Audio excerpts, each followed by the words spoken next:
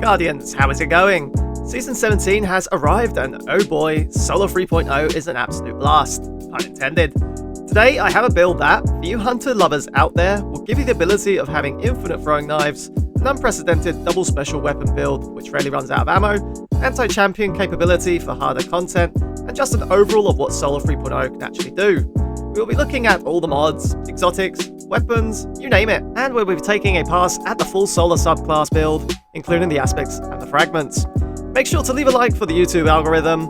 Warlocks and Titans, I do have some fun builds for you also, but for now, let's get into this hunter video. Kick things off with Blade Barrage. The super is not really important for this build, but nonetheless, Blade Barrage feels good now, especially with certain combos of fragments, but we will skip that for another video.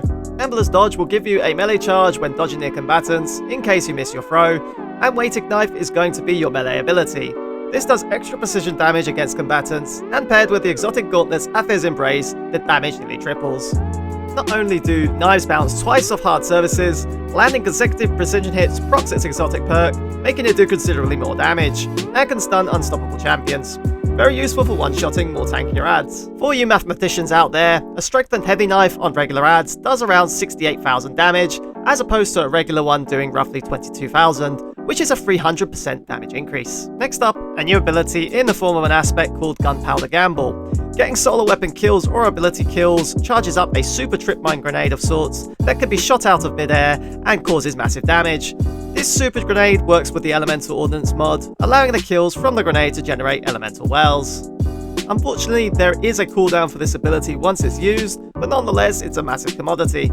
To charge this ability, you require to get 6 stacks of Gunpowder Gamble. There are 2 ways to charge this ability up.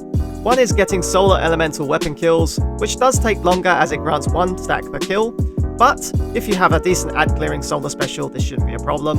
Ability kills such as Throwing Knife grant 4 stacks, so combining both methods will have the ability charged up in no time. Go blow up some stuff, peeps. Next up is another new Solo 3.0 word called Radiant. When active, your weapons do 25% more damage, and the Torches fragment grants Radiant on powered melee kills, in this case, throwing knives. This, paired with Ember of Solace, which extends the duration of Radiant from 10 seconds to 15 seconds, and the Knock Him Down aspect, which fully recharges your melee on powered melee kill.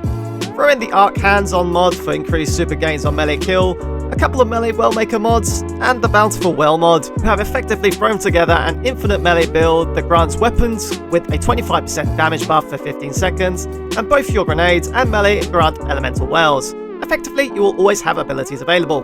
To top things off, throw in the Searing Fragment to give you more melee energy on killing scorched targets. Still with me? Good.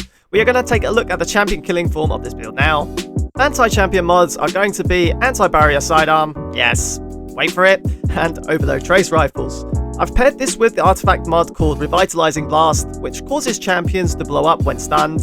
Sound off in the comments if you've figured out what the mod description means, because I've still not figured it out myself. Now, have you tried out Forerunner in PvE? Now is the time. It's the only long-range sidearm in the game that does massive precision damage with intrinsic high-caliber rounds. It's capable of one-shotting adds with ease and feels very satisfying to use. This pairs with Anti-Barrier Sidearm to be able to absolutely wreck barrier champions also. Seriously, try this out and load up a Lost Sector and use it on a barrier champion. It 2-shots their shields on Legend difficulty. Next up is another special weapon, the Trace Rifle Retraced Path. Yes, we are going for a Halo theme, peeps.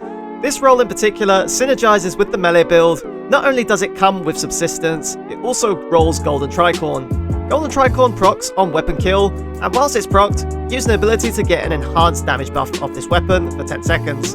This gun acts as a very good mob clearer, and it's a very powerful role. Whilst I was using it, I wanted to test whether Golden Tricorn and Radiant stacked. The short answer is yes, it absolutely does. And I tested this out myself. The normal damage buff does just under 1400 damage. When we increase that to the second stage damage buff, it goes up to nearly 1800 per tick. With Radiant active and with the ×2 buff of Golden Tricorn, the damage increases to well over 2200 per tick. It effectively enables the gun to DPS mini-bosses and bosses. Of course, Trace Rifles can stun overloads this season whilst holding down the trigger, enabling Retraced Path to stun overloads. Another useful thing about this trace rifle is that it only takes a few ticks to proc Athis Embrace's heavy knife, enabling you to finish them off quickly post-stunning. Just in case you run into a pickle and run out of abilities, elemental armaments will allow Retraced Path to generate elemental wells. As you'll be running a double special weapon build, Trace Rifle Ammo Finder will allow you to find additional special ammo.